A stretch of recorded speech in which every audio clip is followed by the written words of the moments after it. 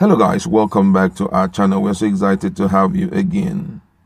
The special advisor to the Lagos state government on environmental cleansing and protection, Honorable Joe Igbokwe, was attacked this morning, though he has stepped up to respond to it. But then it's good we just know the details of everything, because there are pictures pointing to the fact that the story may not be what most people are saying it is right now. But then let's just look at it. But before we do that, if you're not subscribed to our channel, kindly hit the red subscribe button and also the bell icon so that we can get notification anytime we publish our videos.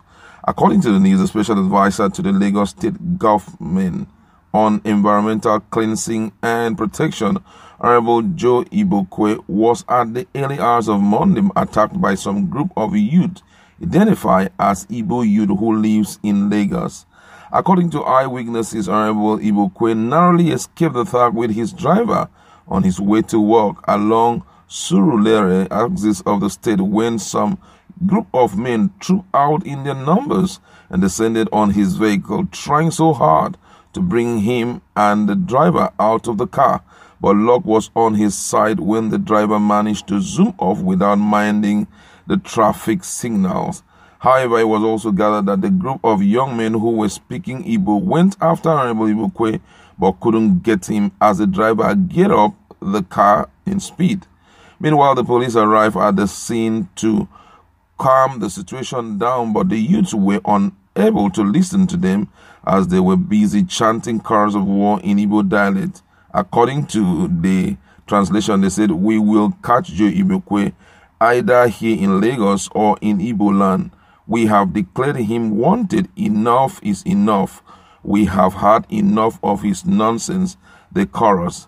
However, it could be recalled that Honorable Joe Igbokwe has been against Biafra movement right from time of Dim Chukwuemeka Odumegwu Ojukwu till date, and has been championing lots of media war against the movement. But then Joe Igbokwe has responded. Let's look at his response.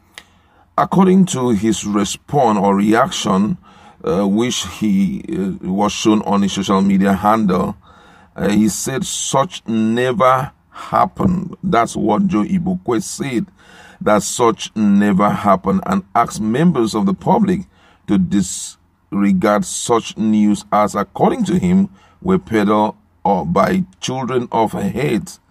And I'm going to read exactly what he wrote here. He said it was a figment of imagination of the lost generation who knows nothing except how to tell outright lies, falsehood, posting scurrilous drivels, calling other Nigerians' name, and sowing seeds of discord. That was what Joe Igbokwe had to say. Now let me just read exactly from his social media page. He said, "Friends, please ignore the lies and antics of the miserable and pathetic children of hate that I was attacked by angry youth in Lagos today. It was a figment of the imagination of the lost generation who knows nothing except how to tell outright lies, falsehood, posting scurrilous drivel, calling out others' name, and sowing seed of discord." Now, despite all of that, according to him, he said that he will continue to preach the Igbo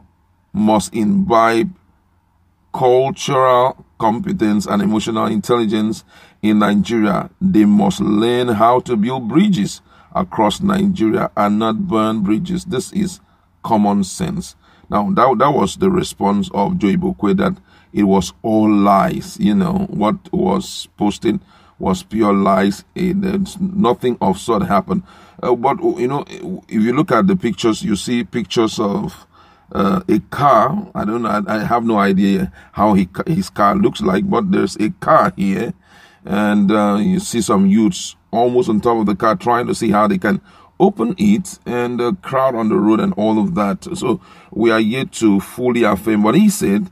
Such never happened. Most people are just wishing that possibly that the police will make a statement about that. But then let's just look at what Nigerians have to say, because that has triggered a lot of responses. Don't forget that Joe Igbokwe is one guy who doesn't spare Biafrans. Every opportunity he has, he will tell you outrightly that what they are doing is absolutely wrong. He will mock them, he will mimic them, and all of that. But then let's look at what Nigerians are saying. This one says it's better for Governor Sanwo-Olu to appoint Joe Igbokwe special advisor on Biafran affair.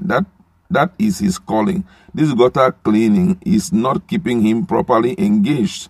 Another person say he is already down. He can escape physically, but can also escape spiritually. I declare him uprooted. My brother, calm down for Jesus. This one said, I really thank you all for your brave job. Well done. For that Ewu Awusa called Joe Igbokwe, he will reap what he sowed. Another person here says it's better for him to go to his Fulani state than for him to stay in Lagos state making that noise, because he is not safe in Oduduwa land. Even our Oduduwa brethren will not allow him to stay in there henceforth. Another person here says this is just the beginning. All of them residing in Abuja and Lagos will face the wrath of Biafrans one by one. Another person here says, any day he comes back to Biafran land, he will not escape. Joe Igbokwe will see a hot part of the Igbos. This one says, Joe Igbokwe is just like a goat who goes to Germany to eat new yam. He should learn his lesson from German new yam eaters. Another one says, now he will understand the kind of anger we have on him, but tomorrow is another day.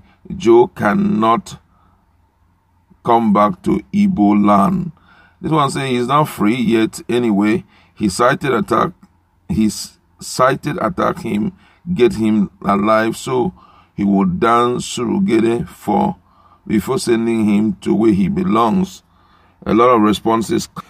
All right, there's a lot that we know about Joe Igbokwe. Joe Igbokwe, though he is residing in Lagos, oftentimes he mediates in a lot of things that is happening, in the southeastern part of Nigeria. For example, during all this period of burning of police stations and the likes, he doesn't stop commenting and condemning the activity. For him, they are trying to kickstart a war that the Southeasterners wouldn't be able to stand.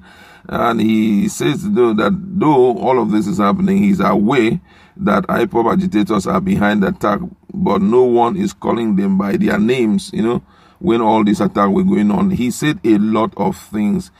It's one guy that at least I know him. He doesn't take sides with IPOB. And not just IPOB alone, Southeast. Every time he's always out to correct them and sending warnings, supporting this administration a great deal. I could still remember when he talked about the issue of harboring IPOB members, that anyone who is doing such will be crushed and severely dealt with, and all of that has been a reason why IPOB doesn't really like him, But then he said it's not true. Such never happened.